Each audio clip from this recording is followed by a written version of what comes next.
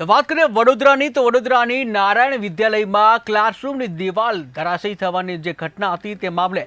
જે structure stability report આપનાર સામે કાર્યવાહી કરાઈ છે કે જ્યાં 37 દિવસ પહેલા જ ઝરણા એસોસિએટ દ્વારા રિપોર્ટ આપ્યો હતો ત્યારે ઝરણા એસોસિએટના વિનુ પટેલને વુડાની બિલ્ડિંગ સુરક્ષા કમિટીમાંથી હટાવવામાં આવ્યા છે. વિનુ પટેલ વુડાની કમિટીમાં સભ્ય હતા કે જ્યાં નારાયણ વિદ્યાલયના રૂમની દિવાલ ધરાશયી થવાનો મામલો કે જ્યાં સ્ટ્રક્ચર સ્ટેબિલિટી રિપોર્ટ આપનાર સામે કાર્યવાહી કરવામાં આવી છે ત્યારે ઝરણા એસોસિએટ દ્વારા આપ્યો હતો સ્ટેબિલિટી રિપોર્ટ કે જ્યાં રિપોર્ટ આપ્યા પછી દિવાલ ધરાશયી થઈ જ્યાં દિવાલ ધરાશયી થતા કાર્યવાહી કરવામાં આવી છે ત્યારે ઝરણા એસોસિએટના વિનુ પટેલને કમિટીમાંથી હટાવવામાં આવ્યો છે.